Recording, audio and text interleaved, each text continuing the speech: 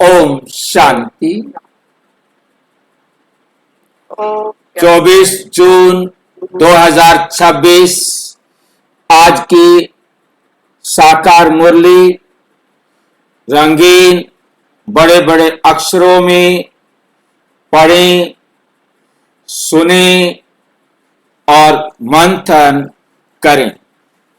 हम प्रतिदिन प्रातः 4 बजे, 6 बजे, शाम को 4 बजे, 8 बजे 4 बार हम मुरली मंथन करते हैं।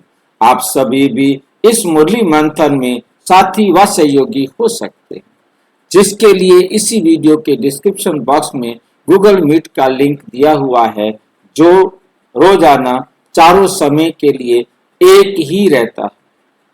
सुविधा अनुसार जब भी आप जुड़ना चाहें तो जुड़ सकते हैं। यदि आपको जुड़ने में कठिनाई हो रही है तो सामने जो आप वीडियो देख रहे हैं, इससे नीचे चलती हुई लाइन में आपको व्हाट्सएप नंबर दिखाई दे रहा है, उस पर मैसेज करके आप लिंक पुनः प्राप्त कर सकते हैं, प्रश्न पूछ सकते हैं, सुझाव दे सकते हैं। उससे भी अच्छा सबसे बढ़िया है कि यदि आप उसके बाद देख रहे हो, चलती हुई लाइन में एक वेबसाइट नंबर दिखाई दे रहा है www.brahmakumarisbkomshanti.com। आप उसे जोड़ेंगे, उसको आप किसी भी ब्राउजर में लिखेंगे तो आपको इस प्रकार से निकल कर आएगा ब्रह्मा कुमारीज बीके ओम शांति होम, और आप इसको क्लिक करेंगे। जैसे ही क्लिक करेंगे तो आपके सामने आएगा welcome to the home of godly knowledge. ज्ञान के भगवान के ज्ञान के घर में आपका स्वागत है, और परमपिता परमात्मा से पढ़ना आपका जन्म सिद्ध अधिकार है। ये स्मृति आती है और फिर उस अधिकार का हमने उपयोग करना है। हमारे पास समय है कि हम कोई वीडियो देखें, मुरली की मुरली सुनना चाहते हैं या कोई और टॉपिक पर लेना चाहते हैं, तो आप सीधा पहले दोनों YouTube चैनल दिए हैं, जिसमें आपको सबसे पहले मुरली ही दिखाई देती है। इसके बाद यदि कोई अपलोड हो गया है तो वो भी दिखाई देगा। तो इस प्रकार से रोजाना हम अपना सीधा YouTube पर लाइव सुनना चाहते हैं तो सुन सकते हैं। कभी भी जब भी आप ओपन करेंगे उस टाइम तक जितनी भी वीडियोस अपलोड हो चुकी होंगी वो आपको दिखाई देंगी। इसके बाद आपको मुरली है जो हमारा सबका भोजन है, और ये सेवा हमने हर एक आत्मा तक करनी है, अलग अलग भाषा वालों के पास भी करनी है, ताकि वो अपनी भाषा में बाबा की मुरली को प्राप्त कर सके, क्योंकि यह हर एक आत्मा तक पहुंचाना जरूरी है। हमें समझ में आया है, हम उसे बताएं ताकि वो अपनी भाषा में मुरली पढ़ सके और सुन भी सके, और पीडीएफ भी लेना चाहे उसी भाषा की पीडीएफ भी ले सकता है। यदि उसको मोबाइल में पढ़ने में कठिनाई आती है, वो प्रिंट करना चाहता है, तो यहाँ से डायरेक्ट प्रिंट भी कर सकते। उसके बाद आपके पास आता है हमारा रोजाना का मुरली का प्रश्न उत्तर। ये प्रश्न उत्तर आपका रोजाना ज्ञान, योग, धारणा, सेवा चारों सब्जेक्ट पर, और इसके अतिरिक्त जो भी प्रश्न बनते हैं वो आपके लिए लिए जाते हैं, जिससे मुरली रिवाइज हो जाती है। कई भाई बहन कहते हैं प्रश्न वही वही रहते हैं, मुरली में भी तो कुछ बातें वही आती है ना, तो इसलिए कुछ ना कुछ रिवाइज करने के लिए बाबा देता है। हमें बातें मालूम होती हैं, फिर भी हम उन बातों को फिर से पढ़ते हैं। तो जब हम फिर से पढ़ रहे हैं तो मुरली के प्रश्न उत्तर में भी वो रिवाइज होना चाहिए ना। जब बहुत दिन बीत जाते हैं, कोई प्रश्न नहीं पूछा जाता, तो उसके लिए भी हमें समझ में आता है कि इसका क्या जवाब है। मुरली रिवाइज करे तो उससे हमें बहुत खुशी होती है, शक्ति मिलती है। तो इस प्रकार से आप इसको कर सकते हैं और सबके पास भेज भी सकते हैं, ताकि वे भी इस मुरली मंथन का, मुरली का रिवीजन का कार्य कर सके। और उसके बाद आप देख रहे हैं लाइव मुरली मंथन जुड़ने के लिए तो इसके लिए आपको 4 बजे, 6 बजे, 4 बजे, 8 बजे लिखा हुआ है, टाइम भी साथ में दिया है ताकि आप सुविधा अनुसार जब भी जुड़ना चाहें आप जुड़ सके। एक ही क्लिक के साथ आप गेटिंग रेडी टू ज्वाइन, बस आप तुरंत जुड़ जाते हैं, इसमें कोई देर नहीं लगती है। ये हमारी बुक्स दिए हैं, ये प्लेलिस्ट दी हुई हैं सारी की सारी, आप जिसको भी खोलेंगे उसमें 20, 25, 50, 60, 40 जितनी भी वीडियोस हैं, उन वीडियोस के साथ उनका टेक्स्ट भी मिलता है जिसके द्वारा आप उसे पढ़ सकते हैं। आप उन्हें भेज सकते हैं सेवा करने के लिए। इसके बाद हमारा ये सारे परिचय दिए हुए हैं। ये सबसे महत्वपूर्ण है एड्रेस का, क्योंकि बहुत सारे भाई बहनों का प्रश्न रहता था।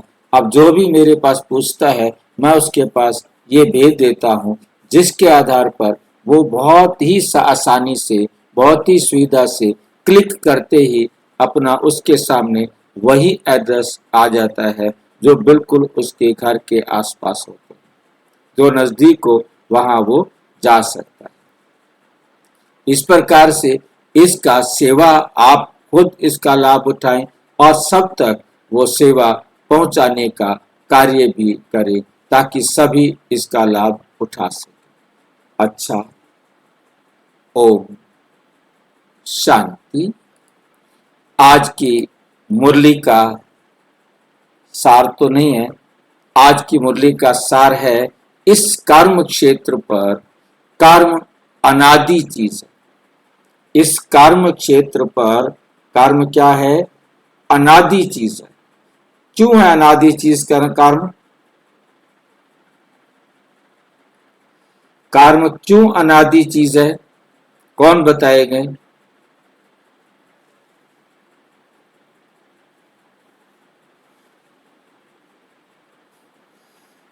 कौन जवाब देंगे? कर्म अनादि चीज है। कर्म क्षेत्र पर आत्मा अपना कर्म करे है। हाँ जी, कर्म क्षेत्र पर आत्मा अपना कर्म करे है।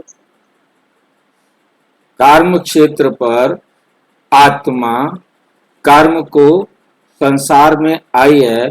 आत्मा अनादि है।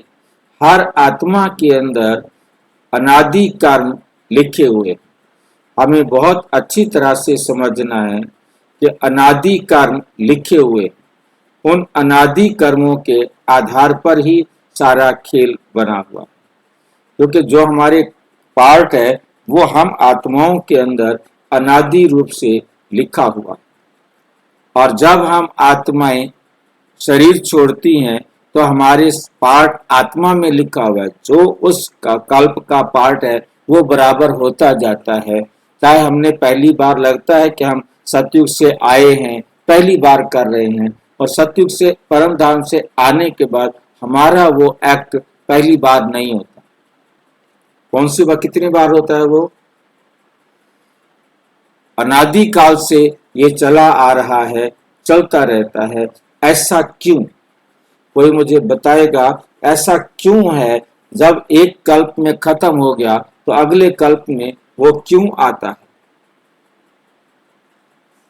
क्यों नहीं जो है ना वो ठीक हो जाता, बराबर हो जाता, हम आराम से घर परम धाम में बैठे रहे, हमें आने की जरूरत भी ना रहे।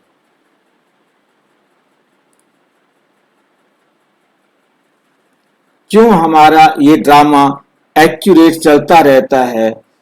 एक चक्र का दूसरे चक्र के साथ हिसाब क्यों बंधा हुआ है?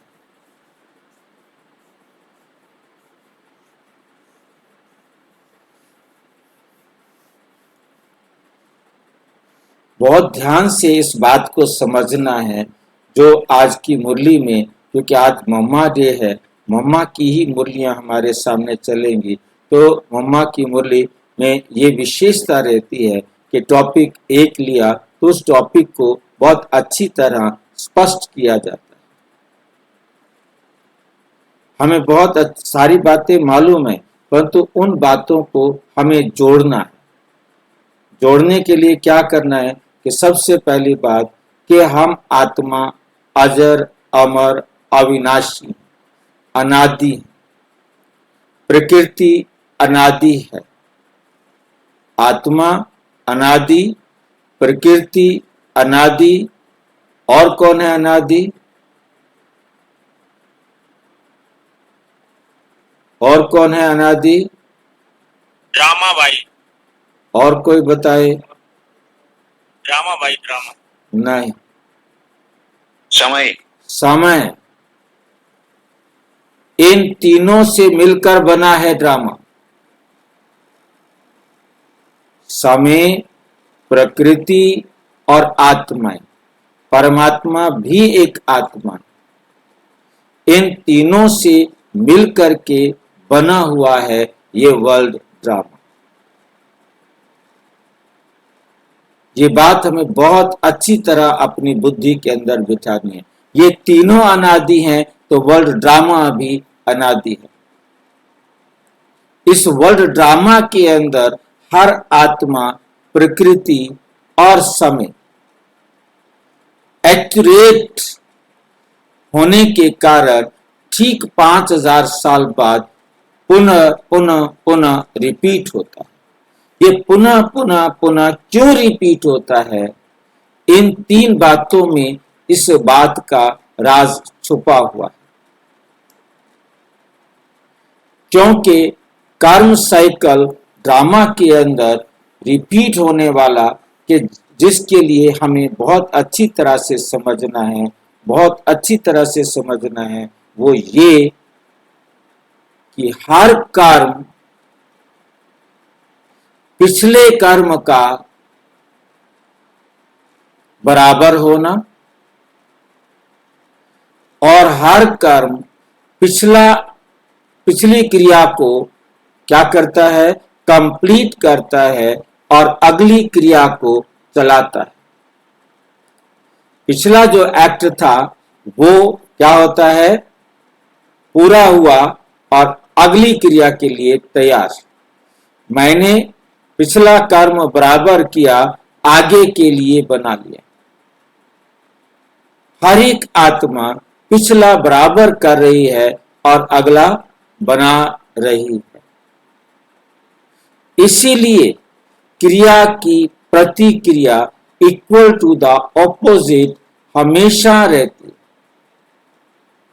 कोई भी एक्ट 5000 साल बाद पहली बार नहीं होता, वो अनगिनत बार हो चुका होता है, अनगिनत बार हो चुका होता है।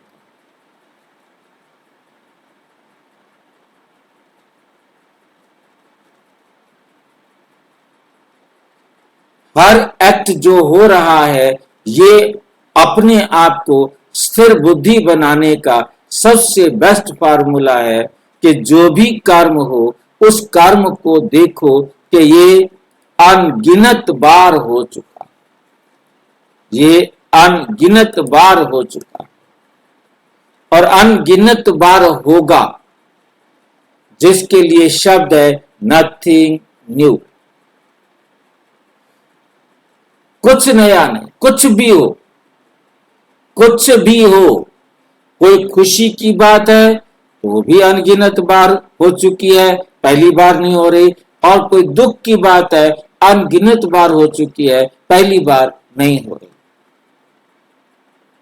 ये हर वक्त स्मृति रहना साक्षी दृष्टा बनने में सहयोगी होती है।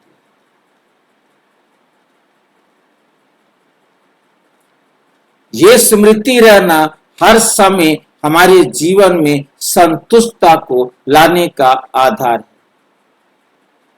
ये स्मृति रहना हमें हर समय अचल और अडोल बना देती।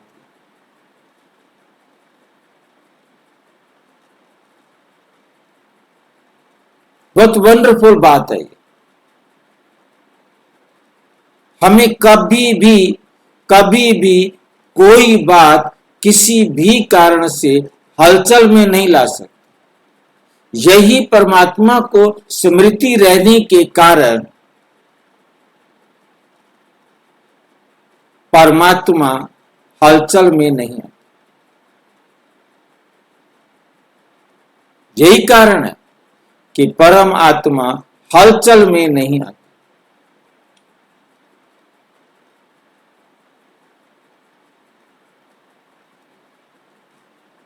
हमेशा स्थिर।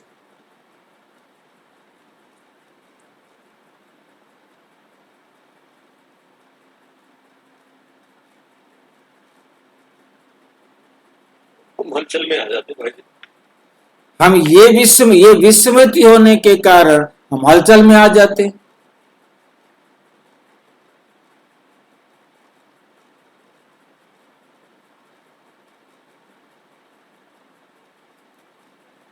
ये राज जो है ना कर्मों की गति का बड़ा वंडरफुल, ये गुह्य राज सारी दुनिया को सहज रीति समझाना है। जब हम औरों को समझाएंगे तो हमें भी समझ में आएगा, बार बार समझाएंगे तो हमें भी बार बार स्मृति होगी, बार बार हमारे अंदर शक्ति होगी। ये बात हर एक की बुद्धि में रहे कि मुझे परिवार के साथ बैठकर करनी है, संबंध संपर्क वालों के साथ करनी है। ये बात सारी दुनिया के अंधविश्वास को दूर करने में हेल्पफुल।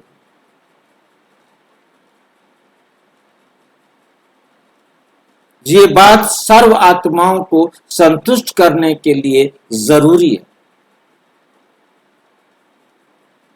ये बात हमें अपनी बुद्धि को बहुत अच्छी तरह से समझाना। भाई जी, हाँ जी, और हलचल की वजह है देह मान। हाँ जी, हलचल की वजह है देह मान। देवाभिमान भी क्यों आया? हमें कर्मों की गति नहीं पता ना। कर्मों की गति नहीं पता। ये कर्मों की गति हमें समझ में आ जाए कि ये देह मेरे को हर बार मिलनी है। पहली बार देह थोड़ा मिली है, पहली बार मैंने भूला थोड़ा है। हर कल्प में भूलता आया हूं और हर कल्प इस समय इस एक्यूरेट टाइम पर परमात्मा मुझे आके याद दिलाते हैं, मुझे आप परमात्मा निश्चिंत बना रहे हैं, मुझे परमात्मा संतुष्ट बना रहे हैं, मुझे अचल अडोल बना रहे हैं, हमें स्थिर बुद्धि बना रहे हैं, हमें साक्षी दृष्टा बना रहे हैं, हमें इस देश से न्यारा बना रहे हैं। तो हमारा फर्ज है, हमारी ड्यूटी है कि हमने भी सबको बनाना। तो अंतर परमात्मा और आप में यही अंतर है। देह में नहीं है, इसलिए जो परेशान है देह के कारण परेशान, देह भान के कारण परेशान। वो तो पार्ट हो गया ना, एक वो तो छोटी सी बात हो गई, छोटी सी बात हो गई। जब हमारे पास बड़ी बात समझ में आ गई कि परमात्मा के अचल अटल अडोल होने का एक यही आधार है, बस एक ही आधार।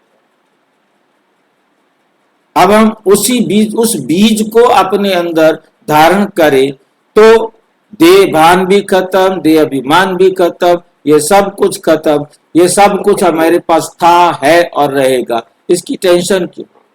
जितना समय मैंने यूज करना है, मेरा रोल है, मैं उसे यूज करूंगा। मेरे जाने के बाद वो यूज करेगा जिसका रोल है। मुझे पीछे की आगे की चिंता करने की क्या जरूरत है?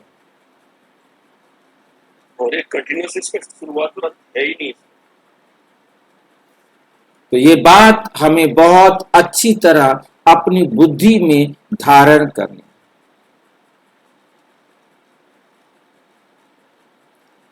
मुरली का सार इस कर्म क्षेत्र पर कर्म अनादि है। ये वंडरफुल लाइन है, पहली लाइन। ये कर्म अनादि है जो परमात्मा को निश्चिंत बनाता है, हर आत्मा को निश्चिंत बनाता है। ये अनादि कैसे है, ये हमको बहुत अच्छी तरह समझना और समझाना।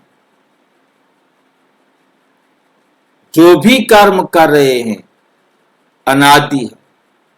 हर 5000 साल बाद अनगिनत कल्पों से होता आया है और अनगिनत कल्पों तक चलता ही रहेगा। और हर एक्ट एक कल्प में एक बार ही होता है, दोबारा वो रिपीट ही नहीं होता। क्योंकि ये जो नेक्स्ट बात है वो ये भी हमारे को समझना बहुत जरूरी है। एवरीथिंग न्यू इन द कल्प, जो हमें क्या बना देती है, उससे क्या फायदा होता है? उससे हमें ये ड्रामा नेचुरल लगता है। ये ड्रामा हमें नेचुरल लगता है, रियल लगता है। नहीं तो ड्रामा आर्टिफिशियल हो जाएगा। ये ड्रामा की रियलिटी को, ड्रामा को नेचुरल बनाने के लिए, ड्रामा में आर्टिफिशियलिटी खत्म करने के लिए, बनावटीपना खत्म करने के लिए ये पॉइंट बहुत बहुत जरूरी है। एवरीथिंग न्यू, हर एक्ट नया है। कभी भी ड्रामा में कल्प पहले वो रिपीट नहीं हो सकता। ये इस ड्रामा की ओरिजिनलिटी के लिए बहुत बहुत जरूरी है, और ये भी साथ के साथ स्मृति में आना चाहिए। नथिंग न्यू के साथ एवरीथिंग न्यू भी साथ में स्मृति चाहिए, तब है ज्ञान कंप्लीट।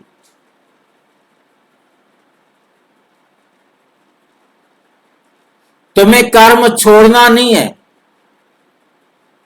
कोई सोचे कि मैं अब कर्म करना बंद कर देता हूं, ना मैं किसी से लूंगा ना मैं किसी को दूंगा, मैं जंगल में जाकर बैठ जाता हूं, मैं कमरे में बंद हो जाता हूं, मैं अपना काम करूंगा, सारे काम मैं अपने आप करूंगा, मैं किसी से ना सेवा लूंगा ना मुझे सेवा देनी पड़ेगी। तो कर्म तो फिर भी करना पड़ेगा।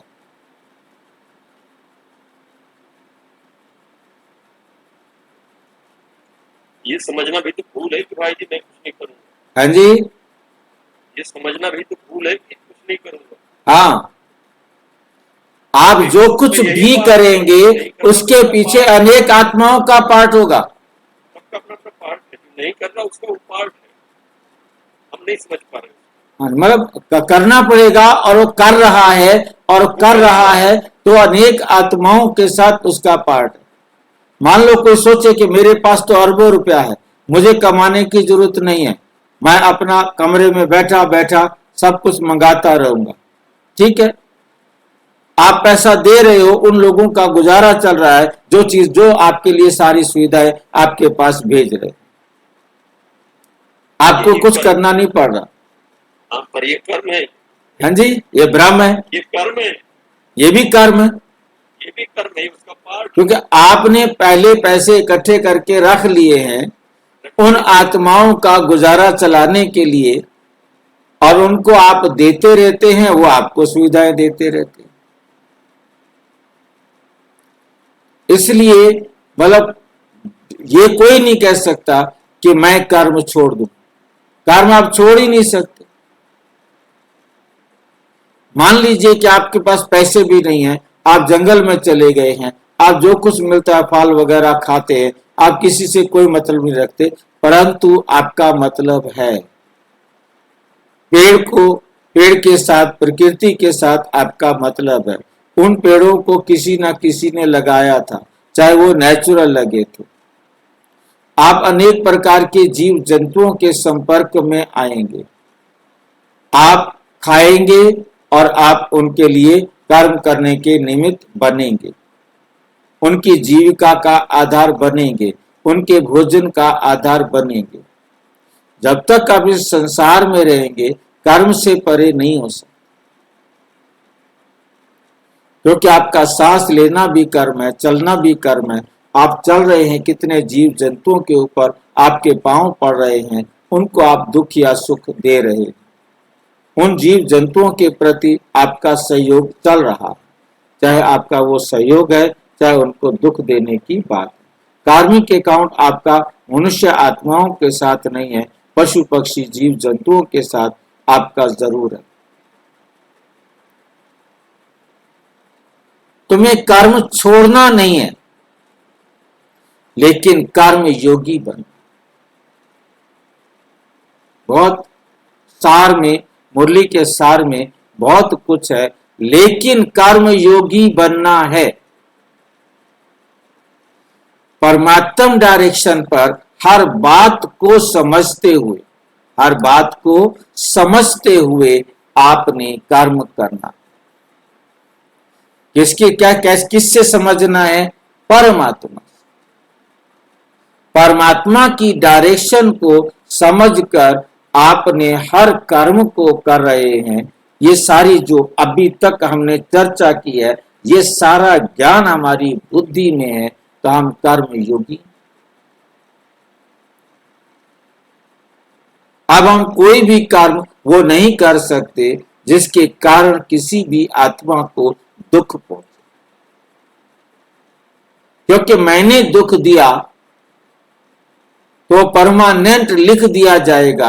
हर कल्प मैं उन्हें दुख दूंगा, वो मुझे दुख देंगे, मैं उन्हें दुख दूंगा, वो मुझे दुख देंगे। अनादि काल से हम देते आ रहे हैं, अनंत काल तक देते रहे। कर्म योगी का मतलब है मेरा कोई भी कर्म किसी भी आत्मा को दुख नहीं देगा। सुख भी देगा तो कौन सा देगा?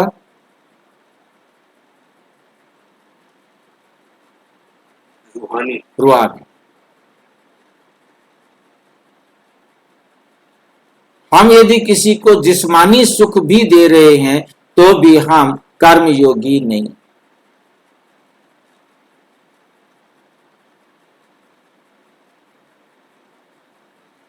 हम जिस्मानी सुख यदि किसी को दे रहे हैं तो हम कर्म योगी नहीं हैं।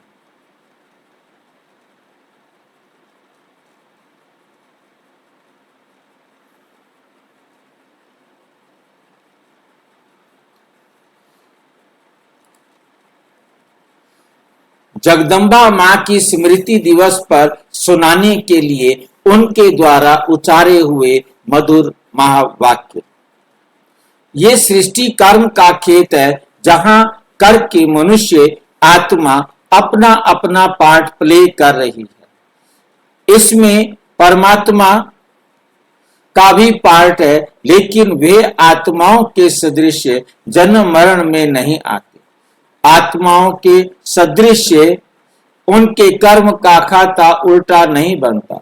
वो कहते हैं मैं तो सिर्फ तुम आत्माओं को लिबरेट करने आता हूं, इसलिए मुझे लिबरेटर, बंधन से छुड़ाने वाला, गति सदगति दाता कहते हैं।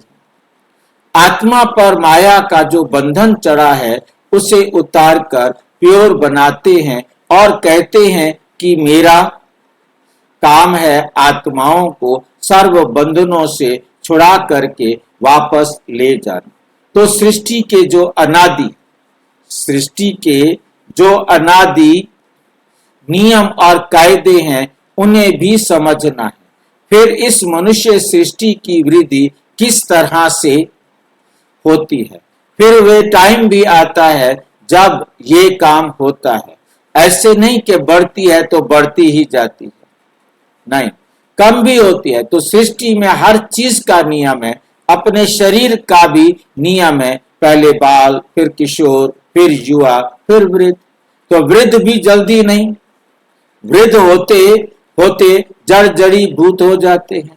तो बात को बढ़ाना, तो हर बात का बढ़ना और उसका अंत होना, यह भी नियम है। इसी तरह से सृष्टि की जनरेशन का भी नियम है। एक जीवन की भी स्टेजेस हैं, तो फिर जन्मों की भी स्टेजेस हैं, फिर जनरेशन भी जो चली उनकी भी स्टेजेस हैं। इसी तरह सभी धर्मों की भी स्टेजेस हैं। पहला जो धर्म है वो सबसे ताकत वाला, पीछे आहिस्ते आहिस्ते जो आते हैं उनकी स्टेज उसी प्रकार से डाउन होती जाती है, ताकत कम होती जाती है। तो धर्मों का बंटना, धर्मों का चलना, हर एक बात नियमों से चलती है। इन सब बातों को भी समझना, हर एक बात। नियम क्या है? नियम क्या है? क्रिया की प्रतिक्रिया। बिना क्रिया के प्रतिक्रिया नहीं होती। बिना क्रिया के प्रतिक्रिया नहीं होती। और क्रिया की प्रतिक्रिया के नियम का सबसे बड़ा जो सर्कल है वो है 5 1000 वर्ष। ये भी बहुत जरूरी समझना। 5000 वर्ष बाद हूबहू रिपीट होता, नो गैप, नो गैप। रुकना है ही नहीं, नॉन स्टॉप।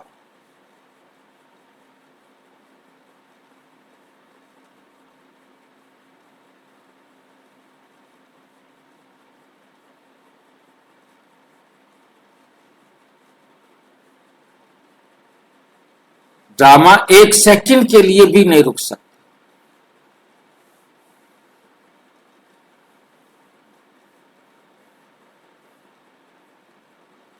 इसी हिसाब से बाप भी कहते हैं मेरा भी इसमें पार्ट है, मैं भी एक सोल हूं, मैं गॉड कोई दूसरी चीज नहीं हूं, मैं भी सोल ही हूं, परंतु मेरा काम बहुत बड़ा और ऊंचा है, इसलिए मुझे गॉड कहते, इसलिए मुझे गॉड कहते।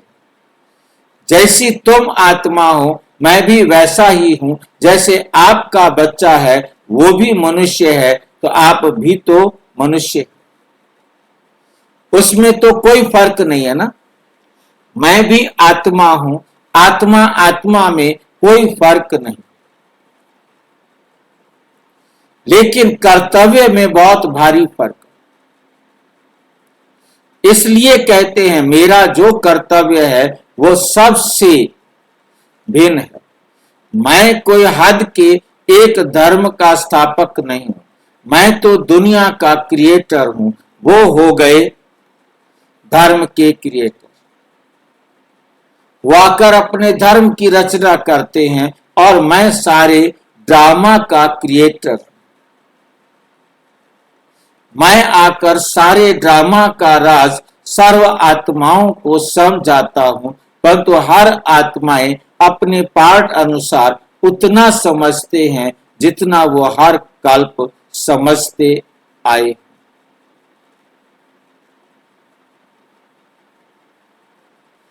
जैसे वो आत्माएं अपना काम अपने समय पर करती हैं, वैसे मैं भी अपने समय पर आता।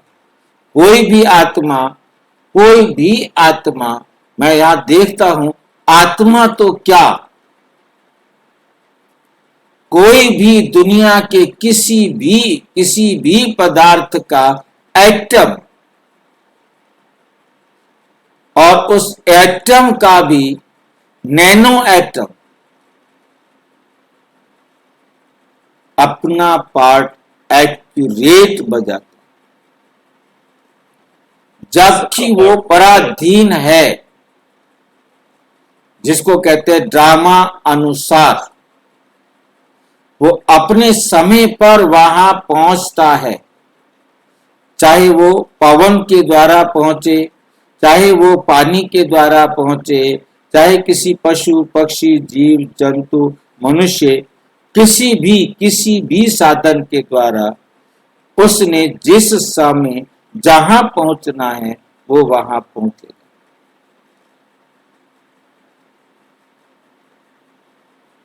भाई जी, समय पर आता हूँ मेरा कर्तव्य विशाल है।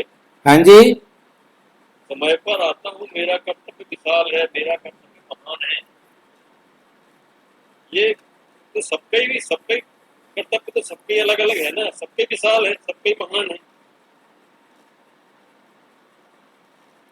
कौन महान है? आत्मा का अलग है, हर पार्टिकल का, हर एटम का जो आपने बोला अलग हाँ, हर एटम प्रकृति। जब हमने ये कहा कि प्रकृति अनादि और अविनाशी है, सत्य है, तो संसार की हर चीज इस दुनिया में वो कोई भी एलिमेंट का छोटे से छोटा nano nano nano nano part भी है तो वो भी एक्यूरेट टाइम पर अपने स्थान पर पहुंचता है, अपने एक्ट में। जहां उसने चाहे वो सहयोग देना है चाहे उसने दुख देना है, वहां पहुंचेगा। जैसे कोरोना भी एक एटम था, एक बैक्टीरिया था, बहुत ही सूक्ष्म बैक्टीरिया, उसे हम देख सकते थे अपना सूक्ष्मदर्शी यंत्र के द्वारा। मतलब ऐसा भी कोई हो जिसको हम ना देख सकते हो, उससे भी, उसका भी सूक्ष्म रूप, जहां जहां उसने जिस प्रकार से ट्रेवल करना है, वो वहां उसी प्रकार से पहुंचेगा। उसे उसने सुख देना है, उसने उसे दुख देना है, जो कुछ भी करना है वो करे। मैं किसी नदी पर पहुंचता हूं, उस समय जो पानी मेरे को हाथ धोने के लिए, मुंह धोने के लिए, स्नान करने के लिए मुझे टच कर रहा है, वो ठीक कल्प बाद उसी समय वहां पहुंचेगा, उसी प्रकार से मुझे टच करेगा, मुझे यूज करना है।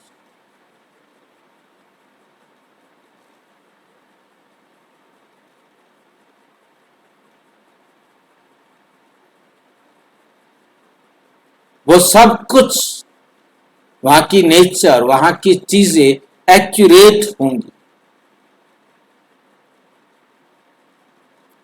हवा का झोंका भी कुछ लेट नहीं कर सकते, इतना एक्यूरेसी हमारी बुद्धि के अंदर भर जाए। क्यों, क्या, कैसे, किसने, कब, नो क्वेश्चन, कोई प्रश्न नहीं उठेगा। यदि प्रश्न उठ रहा है तो प्रसन्नता मेरे जीवन की गई गई।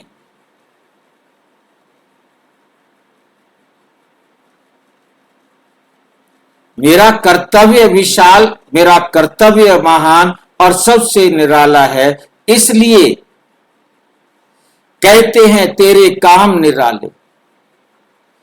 उनको सर्वशक्तिमान भी कहते हैं। सबसे शक्तिशाली काम है आत्माओं को माया के बंधनों से छुड़ाना और नई दुनिया का सैपलिंग लगाना। इसलिए उनको अंग्रेजी में कहते हैं हेवनली गॉड फादर। जैसे क्राइस्ट को कहेंगे क्रिश्चियनिटी का फादर, उनको हेवनली गॉड फादर नहीं कहेंगे। हेवन का स्थापक परम आत्मा है, तो हेवन वर्ड हो गई ना। हेवन कोई एक धर्म नहीं है, तो वो वर्ल्ड का स्थापक हो गया।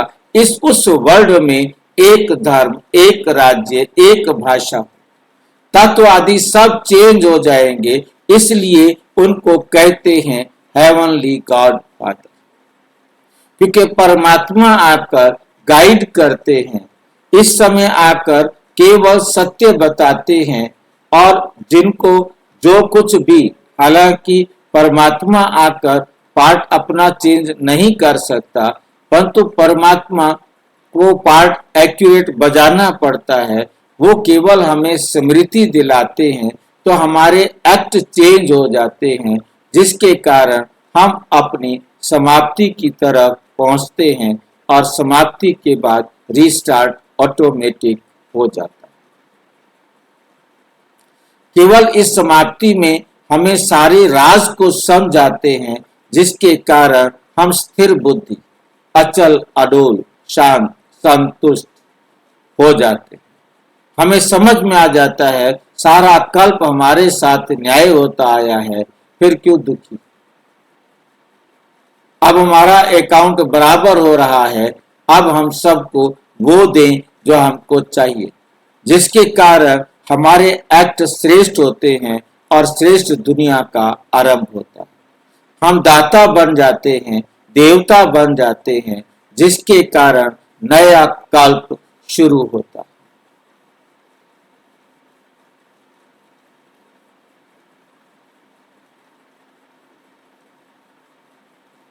और वही जो शुरू करने के निमित्त बनते हैं, हर कल्प वही निमित्त बनते।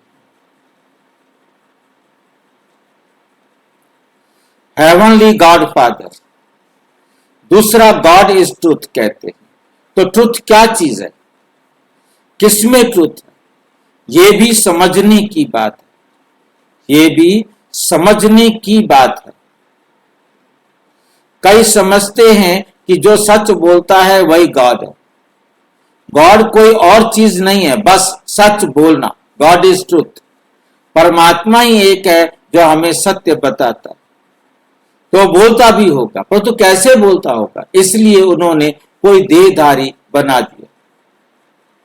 चाहे वो कृष्ण को ले लो, उन्होंने कृष्ण को भगवान बना दिया, परंतु उनके चरित्र का बेड़ा गर्क करके रख दिया।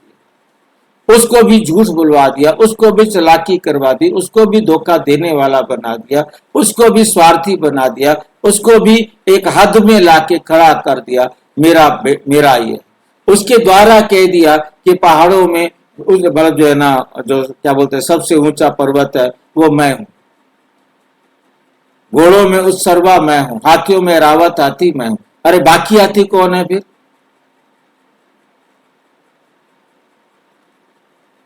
जुआरियों में युधिष्ठिर मैं हूं, तो शकुनी कौन है? वो मैं नहीं।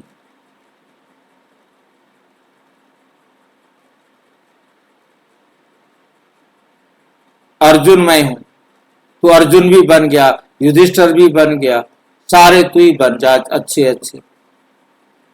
ये लिख करके उन्होंने कृष्ण के चरित्र को बेड़ा गर्क कर दिया। भीम को मरवाने के लिए उसको इशारा किया, जागा पे मार। क्यों? लिमिट में आ गया ना। परमात्मा नहीं बन सकता, वो परमात्मा नहीं हो सकता। ये राज परमात्मा ने आके समझाया, वरना हमें समझ में नहीं आता। परमात्मा कभी किसी को नहीं कहेगा कि तुम किसी और आत्मा को दुख दो। कार्मिक अकाउंट जिसने करना है वो करेगा। कृष्ण भी एक एक्टर हो सकता है, परंतु परमात्मा नहीं।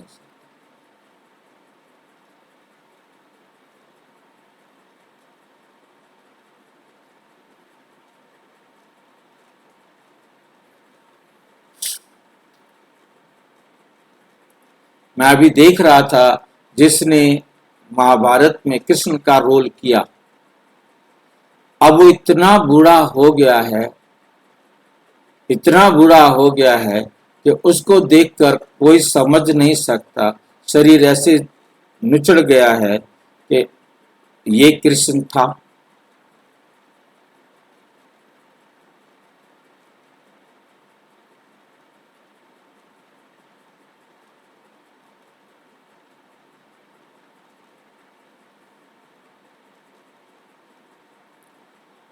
गॉड कोई और चीज नहीं, बस सच बोलना। God is truth. परंतु नहीं, गॉड इज ट्रुथ का मतलब ही है कि गॉड नहीं आकर के सभी बातों की सच्चाई बताई। गॉड इज ट्रुथ माना गॉड ही ट्रुथ बतलाता है, उसमें ही सच्चाई है। तब तो उनको नॉलेजफुल कहते हैं, ocean of knowledge, ocean of bliss. God knowledge, ईश्वर जानता है, तो जरूर विशेष कुछ जानने की बात है ना। तो वे कौन सी जानकारी है? ये नहीं कि इसने चोरी की। गॉड नोज, भले वो जानता सब कुछ है, परंतु उसकी महिमा जो है ना, वो इसी पर है कि हमारी दुनिया जो नीचे गिरी, वे ऊंची कैसे चढ़े। इस चक्र को, हाँ जी, ओशन ऑफ ब्लिस क्या है? हाँ जी, ओशन ऑफ ब्लिस कहाँ आया, क्या आया है? अभी आपने बोला ना, God is ocean of knowledge, ocean. Ocean, ocean means सागर। ज्ञान का सागर, प्रेम का सागर, शांति का सागर, आनंद का सागर, ओशन सागर को कहते अंग्रेजी में।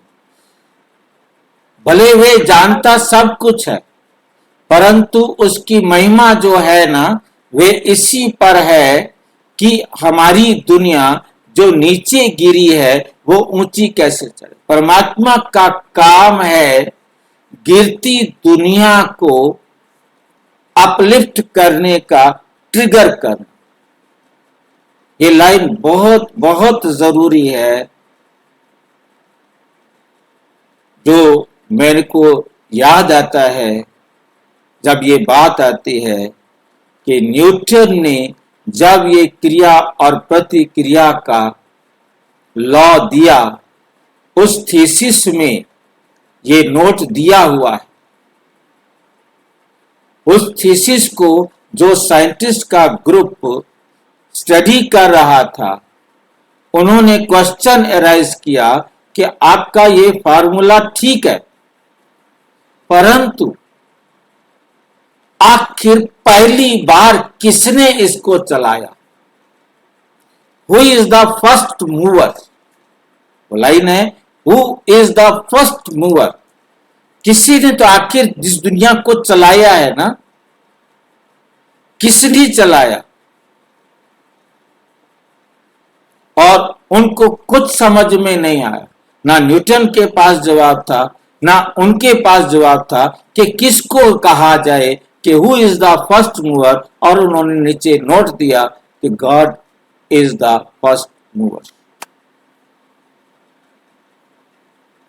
अननोइंगली, गॉड के बारे में जानते नहीं, कैसे करता है जानते नहीं, परंतु उन्होंने वहां ये नोट दिया कि God is the first mover. और ये देखिए मेरी भाग्य की बात कि मैं ये थीसिस में पहले पढ़ता हूं और उसके बाद 2-4 दिन बाद ये मुरली आती है जिसमें गॉड कहते हैं I am the first mover.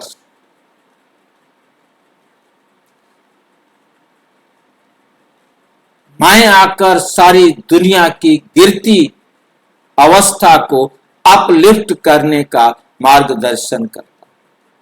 मैं आकर ट्रिगर करता। शब्द है ट्रिगर, मुरली में ट्रिगर शब्द।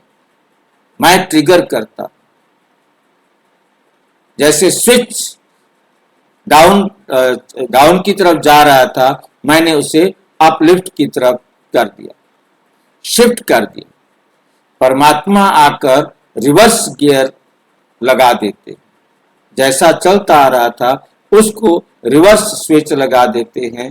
जैसे आप देखते हैं कि मोटर होती है, सीधी चलानी है, उल्टी चलानी है, तो सिर्फ एक बटन दबाना है जो हमारा सामान नीचे से ऊपर ले जाती है। शिफ्ट करते हैं उसको, वो ऊपर जाने लग जाती है, फिर वो ऊपर से शिफ्ट करते हैं तो नीचे आने लगती है।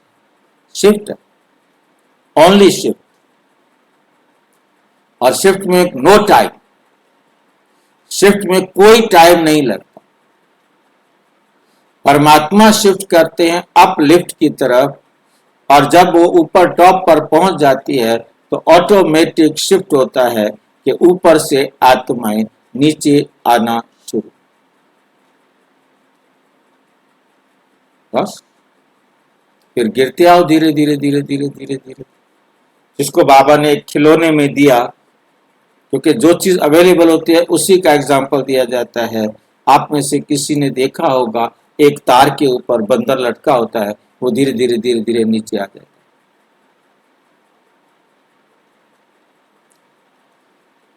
वो ऊंची चढ़े कैसे, इस चक्र की बातों को वे जानता है, परमात्मा जानता है, और इसलिए कहते हैं गॉड नोस। इसलिए कहते हैं गॉड नोस। तो परमात्मा की महिमा उसी तरीके से आती है जो मनुष्य से भिन्न है, क्योंकि उनका जानना सबसे भिन्न, उनका जानना सबसे भिन्न है। मनुष्य का जानना हद है। कहते भी हैं मनुष्य अल्पज्ञ है, और परमात्मा के लिए कहते हैं वे सर्वज्ञ है, जिसको अंग्रेजी में नॉलेजफुल कहते हैं, यानी सर्व का ज्ञाता अथवा जानने वाला। तो जो सर्वज्ञ है वही ट्रुथ को जान सकता है। यथार्थ बातों की नॉलेज जिसके पास होगी जरूर वो सबको देगा ना। अगर खुद जाने दूसरों को ना दे तो उससे हमें क्या फायदा। जाने दो परंतु नहीं, उसकी जानकारी से हमें कोई फायदा मिला है तब तो हम उसके क्वालिफिकेशंस गाते हैं, उसके पीछे पढ़ते हैं। कभी कुछ भी होता है तो कहते हैं हे भगवान अब तू ये कर, खैर कर, रहम कर, मेरा दुख दूर कर। तो हम उससे मांगते हैं ना, उससे कुछ संबंध है ना, इसलिए उस तरीके से याद करते हैं जैसे उसने हमारे पर कोई एहसान किया है। अगर कभी किया ही नहीं होता तो हम क्यों उसके लिए माथा कुटी करते, क्यों हम परमात्मा के पीछे भटकते रहते, भागते रहते। जब कोई मुसीबत के समय मदद करता है तो दिल में आता है कि इसने बड़ी मुसीबत के समय मुझे हेल्प की थी, समय पर मेरी रक्षा की थी, तो उसके प्रति दिल में प्रेम रहता है। तो परमात्मा के प्रति भी ऐसा ही प्रेम आता है कि उसने हमारी समय पर मदद की। परंतु ऐसे नहीं कि सब अभी कोई मनुष्य का अच्छा हो गया तो कहे ये भगवान ने किया। बस भगवान ऐसा ही करता है, लेकिन उसका बड़ा काम है, वर्ल्ड का काम है, दुनिया के संबंध की बात है। बाकी ऐसे नहीं कि किसी को थोड़ा पैसा मिल गया ये भगवान ने किया। भगवान संसार की कोई सुविधा नहीं देता। संसार का जो कुछ भी सुख या दुख, जो कुछ भी हमें प्राप्त होता है वो हमारे कर्म का ही फल है, हमारी क्रिया की ही प्रतिक्रिया है। हमारी क्रिया की ही प्रतिक्रिया। सुख मिल रहा है तो मेरी क्रिया का परिणाम है, और दुख मिल रहा है तो मेरी क्रिया का परिणाम है। किसी की क्रिया का कोई भी फल, सुख या दुख मुझे नहीं मिल सकता। ये भगवान ने किया, ये तो हम भी अच्छे कर्म करते हैं तो उस कर्म का फल मिलता है, अच्छे बुरे कर्मों का हिसाब चलता है, इसका भी हम पाते रहते, उसका भी हम पाते रहते। लेकिन परमात्मा ने आकर के जो कर्म सिखाया उसका जो फल है वो अलग। अल्पकाल का सुख तो बुद्धि के आधार पर भी मिलता है, परंतु उसने जो नॉलेज दी, हमने कोई अच्छा काम किया, सुख हमें मिला, परंतु परमात्मा ने जो नॉलेज दी उसका जो सुख मिलता है वो हमें सदा सुखी बना। सदा के लिए हमें यहां शब्द नंबरवार लग जाता है। सदा नंबरवार, नंबरवार जरूर लगाना पड़ेगा। हर आत्मा ने अपने पाठ के अनुसार परमात्मा की बातों को समझना है। वो कम या ज्यादा नहीं समझ सकता, उसी आधार पर बनना है। परमात्मा को दोष नहीं दे सकता। क्या वो अपने को दोष दे सकता है? नहीं दे सकता। वो स्वयं को भी दोष नहीं दे सकता, परमात्मा को भी दोष नहीं दे सकता। किसी अन्य आत्मा को दोष दे सकता है? नहीं दे सकता।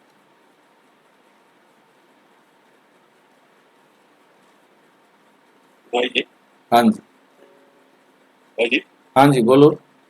परमात्मा का रिटर्न कैसे देते हैं? हाँ जी, या परमात्मा कैसे लेता है अपने कर्म का रिटर्न? परमात्मा कर्म वो करता है जो लेना ही नहीं उसने। उसके पास ज्ञान है, उसने दे दिया, उसका ज्ञान कम हुआ ही नहीं जो उसको हम वापिस करें। वो अपने गुण और शक्तियों को क्षय करता नहीं, इसलिए उसे दे लेने की जरूरत ही नहीं।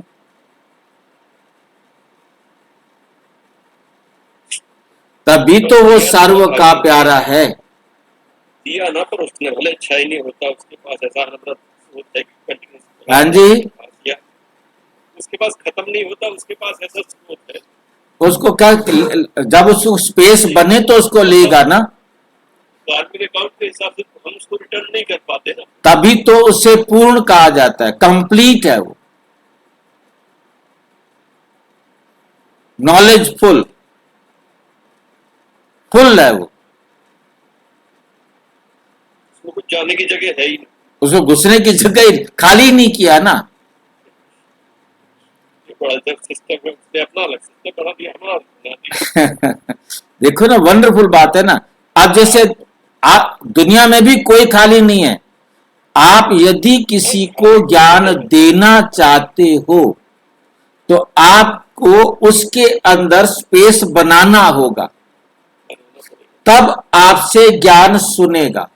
पहला काम करना है उसमें स्पेस बनाने का। जो भी आत्मा मेरे संबंध संपर्क में आई है, उसके पास कुछ सत्य ज्ञान है और कुछ असत्य ज्ञान कंप्लीट करके वो अपने आप में फुल है। वो समझता है मैं कंप्लीट हूं भाई, फुल है वो। फुल है।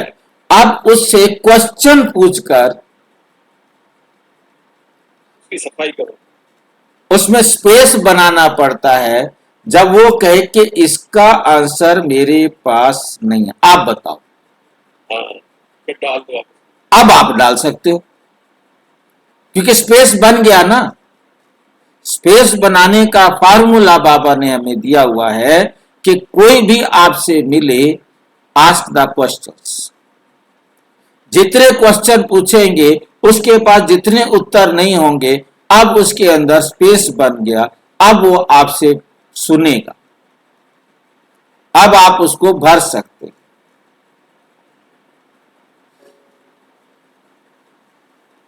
और कईयों के पास भरे हुए हैं, वो अपना कुतर्क दे देते हैं और वो फिर स्पेस नहीं बनता। कहते मैं तो ऐसे मानता हूं, मैं नहीं मानता आपकी बात। ठीक है, क्योंकि उसमें स्पेस नहीं बना। हमारे क्वेश्चन ने उसमें स्पेस नहीं बनाया, इसलिए वो हमारी बात सुनने को तैयार नहीं। उसके साथ अपना दिमाग खराब करने की जरूरत नहीं है। वंडरफुल टेक्निक्स है। परमात्मा का जो नॉलेज है वो वंडरफुल है। क्या क्या नहीं सिखाता।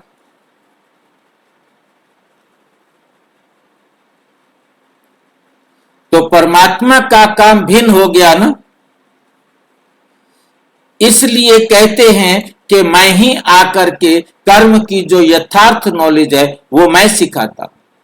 जिसको कहा है कर्म योग श्रेष्ठ है, उसमें कर्म को, घर गृहस्थ को छोड़ने की बात नहीं। सिर्फ तुम अपने कर्मों को पवित्र कैसे बनाओ उसकी नॉलेज मैं बताता हूं। तो कर्म को पवित्र बनाना है, कर्म छोड़ना नहीं है। कर्म तो अनादि चीज है, ये कर्म क्षेत्र भी अनादि है। मनुष्य तो कर्म भी कर्म भी है, मनुष्य है तो कर्म भी है, परंतु उस कर्म को तुम श्रेष्ठ कैसे बनाओ वे आकर के सिखाता हूं। जिससे तुम फिर कर्म का खाता अकर्म, कर्म का खाता अकर्म रहता है। बाबा आकर जो कर्म का खाता समझा बनाते हैं वो क्या होता है? अकर्म। अकर्म का मतलब कोई बुरा खाता नहीं बनता। अकर्म का मतलब ये नहीं कि हम कर्म नहीं होते। अकर्म का खाता है कोई बुरा खाता नहीं। रूह ने रूह को देना है और रूह को सुख ही देगी, दुख दे नहीं सकती। जितनी भी मिलावट होती है कि हम सुख के साथ दुख देना शुरू कर देते हैं। हमारा 99% सोल कॉन्शियस है, 1% बॉडी कॉन्शियस मिक्स हो गया। अब ये डाउनफॉल शुरू। अब रिवर्स गियर एकदम परम धाम से आते ही वो शिफ्ट हो जाता है। जो अपलिफ्ट वाला था बटन वो डाउन की तरफ हो जाता है। अब उसको नीचे गिरना है धीरे धीरे धीरे धीरे धीरे धीरे, जैसे खिलौने की तार के ऊपर वो खिलौना स्प्रिंग से लटका हुआ होता है और वो नीचे नीचे नीचे आता जाता है। फिर परमात्मा उसे शिफ्ट कर देते हैं, हम भी उसे शिफ्ट करते हैं, फिर नीचे आना शुरू हो जाता है। वह ऊपर नहीं चढ़ सकता, परंतु ऊपर वो चढ़ गया वास्तव में एक ही सेकंड में। जैसे ही हमने उस तार को शिफ्ट किया, अब उसने फिर से गिरना शुरू कर दिया। अपलिफ्ट होने में शिफ्ट होता है और फिर गिरने में। इसलिए बाबा क्या कहते हैं कि एक सेकंड में हम नारायण बन जाते हैं और 5000 साल तक हम गिरते रहते हैं। मतलब बाबा ने शिफ्ट को अपनी सिंपल भाषा में, बच्चों की भाषा में, जो हम एक छोटे खिलौने से समझ सकते हैं दिया। उसमें क्या होता है, वो शिफ्ट ही तो होता है। ये बात हमें अब जाकर के समझ आई है कुछ दिन पहले कि शिफ्ट होता है, अदरवाइज तो हम ट्रेवलिंग समझते थे। ट्रेवलिंग है ही नहीं, शिफ्ट। जैसे ही वो बॉटम पे आया शिफ्ट हो गया, टॉप पे चला गया। अब फिर उसने बॉटम पर आना, उसने गिरना ही है। पूरा खेल सारा गिरने का है, चढ़ना तो एक सेकंड का खेल है। एक सेकंड भी नहीं, सेकंड से भी कम टाइम लगता है। शिफ्ट किया और चढ़ गए। अकर्म का मतलब है कोई बुरा खाता नहीं बनता। बाप कहते हैं मैं इस छोटे से संगम युग में तुम्हारे देश, इस कॉर्पोरियल दुनिया में तुम्हारे लिए ही आया हूं, तो कम से कम जितना टाइम है उतना टाइम तो कुछ हमारा ख्याल करो। किसका ख्याल करे भाई? कैसे कैसे इमोशनल ब्लैकमेल कर रहा है हमें है ना, जैसे कि हम अब नहीं जानते कुछ भी, ये भी अहंकार आ जाता है। तो कम से कम जितना टाइम है उतना टाइम तो कुछ हमारा ख्याल करो। बाबा का ख्याल करने की हमें जरूरत है या अपना ख्याल करने की जरूरत है? बाबा के बने हो तो कम से कम इतना टाइम तो शुद्ध रहो, फिर तो तुम्हारी ऐसी प्रारब्ध बन जाएगी जो तुम उस दुनिया में मेहनत नहीं करनी पड़ेगी। अभी थोड़ी मेहनत की बात है, अभी तुम कैसे भी करके मर मिट करके भी पवित्र रहने की प्रतिज्ञा करो, अपनी दृढ़ता रखो, अपनी धारणाओं में रहने का पूरा प्रयत्न करो। बाप तुम्हें साफ साफ बतलाते हैं तुम सिर्फ इतने थोड़े टाइम के लिए ये मेहनत करो, मैं तुम्हें और कोई मेहनत नहीं कराता हूं। तुम्हें जितना मिलता है उसकी भेंट में कोई मेहनत ही नहीं, उसकी भेंट में कोई मेहनत ही नहीं है। ऐसे नहीं सिर्फ कहते रहो कि मैं क्या करूंगा, वे करूंगा, दुनिया क्या कहेगी, वे क्या कहेंगे। अरे दुनिया क्या कहेगी छोड़ दो इसे, अभी ये दुनिया ही जाने वाली है। अब तो मौत सामने खड़ा है। तुम इतना लंबा चौड़ा जो बना कर बैठे हो ये सब वेस्टेज कर रहे हो।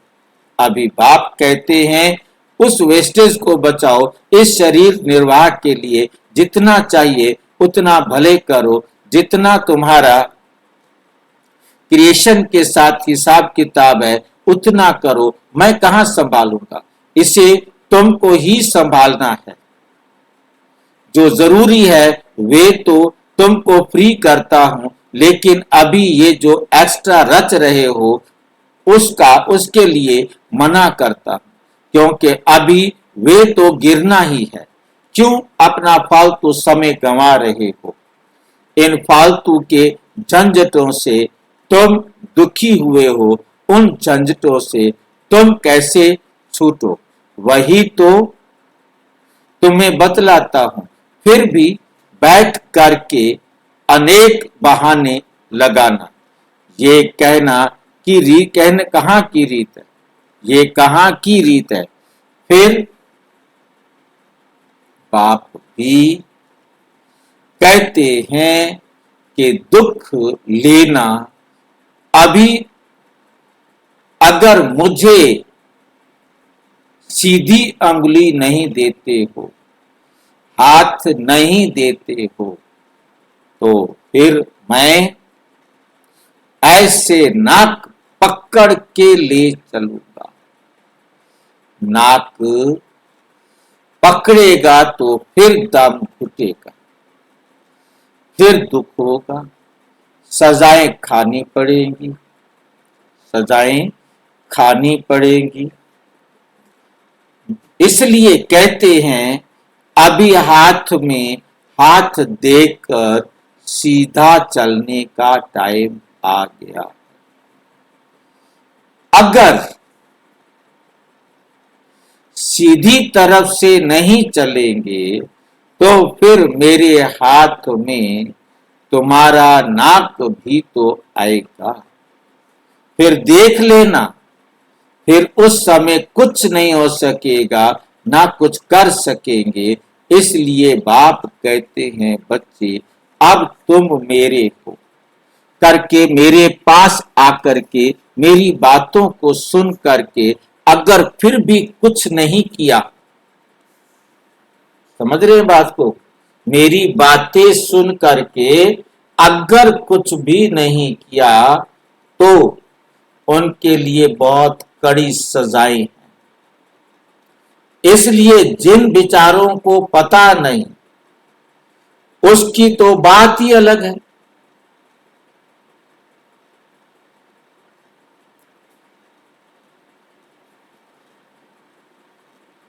बाकी जिन्हों को पता है, जो बैठ के सुन के फिर इन्हीं बातों में गफलत की, तो उनकी तो खैर नहीं। जैसे 10 गुना फायदा वैसे 10 गुना नुकसान हो। तब कहते हैं अपने नुकसान को, घाटे को अच्छी तरह से समझो।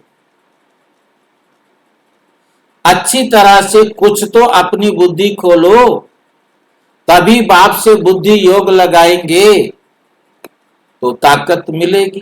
तो इन सभी बातों को समझो, भूलो मत। अभी ये जो समय चल रहा है इसे पहचानो, जरा आंखें खोलो, बुद्धि खोलो और समय का पूरा फायदा लो, अपनी पूरी तकदीर जगाओ। कहते भी हैं जैसा संग वैसा रंग होता है। इसलिए जिसमें ये धारणा पूरी नहीं होगी तो माया के संग का रंग लग जाएगा। तब तो कहते हैं hear no evil, see no evil, talk no evil. कई ऐसे इविल्स हैं जो यहाँ भी कईयों को छोड़ते नहीं है। फिर एक दो के संग दोष में आ जाते हैं तो कहते हैं ऐसे संग दोष से बचे रहो। ऐसे मत समझो कि संग दोष बाहर है, यहाँ नहीं, यहाँ भी वे घूमते रहते हैं क्योंकि उनका राज्य है ना। इसलिए बाप कहते हैं अच्छी तरह से कवच पहन कर रहो। कवच होगा तो उसकी गोली लगेगी नहीं। योग का ही कवच है, ज्ञान की तलवार है। इन अस्त्र शस्त्रों को अपने पास अच्छी तरह से संभाल के रखो। कहते भी हैं जो करता है वो पाता है। ये तो भविष्य प्रारब्ध बनाने की बात है। यहाँ तो प्रारब्ध नहीं भोगनी, यहाँ तो प्रारब्ध नहीं भोगनी है। यहाँ तो कई गुरु बन करके नहीं बैठना है। इसमें कोई मिसअंडरस्टैंड ना करे, इसलिए ये सब समझाया जाता है।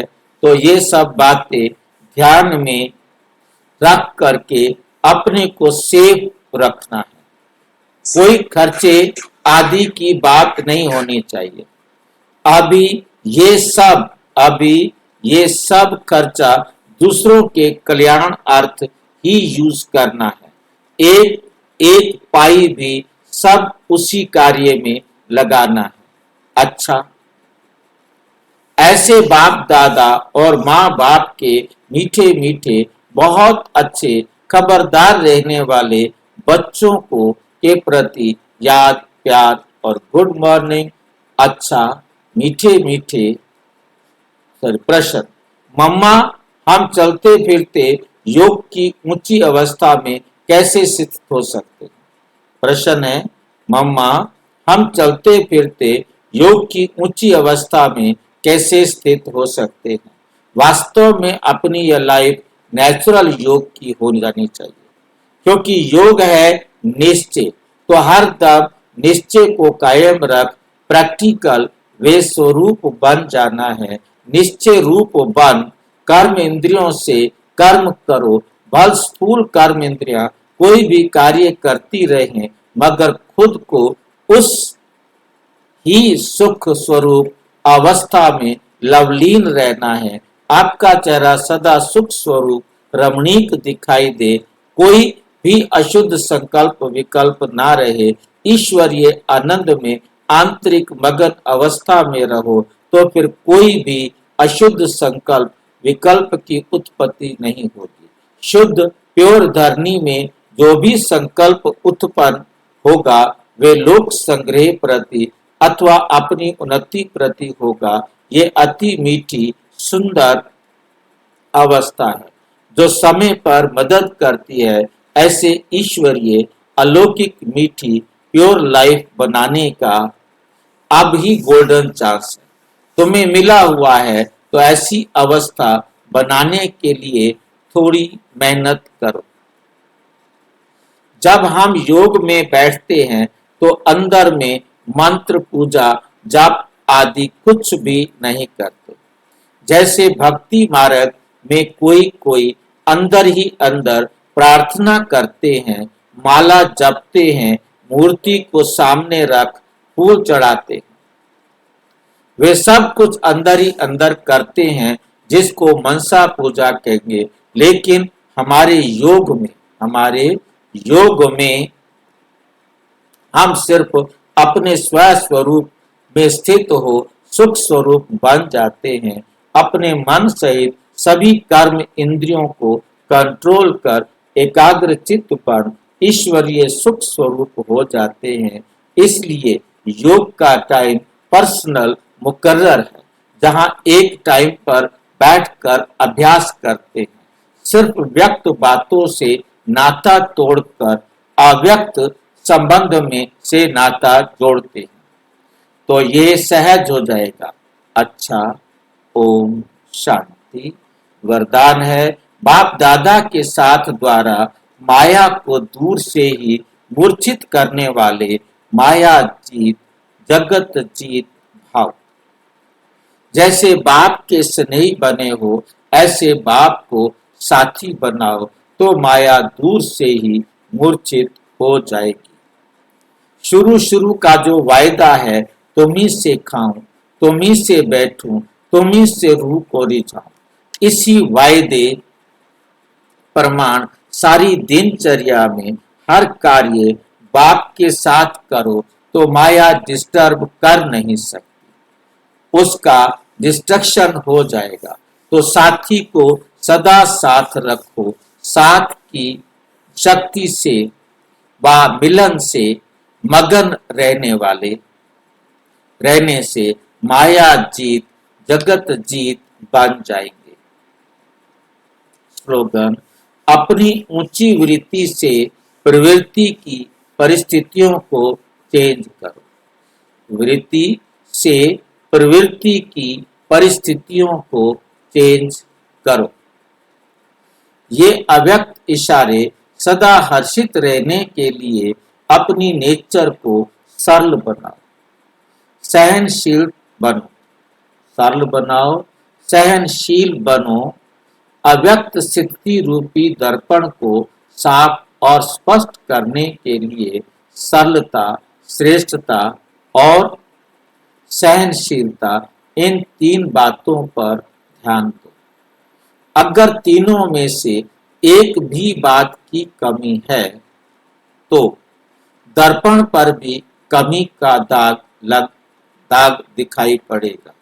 इसलिए जो भी कार्य करते हो उसमें साधारणता दिखाई ना दे। साधारणपन को श्रेष्ठता में बदली करो। हर कार्य में सहनशीलता और वाणी में सरलता को धारण करो, तब सर्विस में सफलता दिखाई देगी। अच्छा, ओम शांति।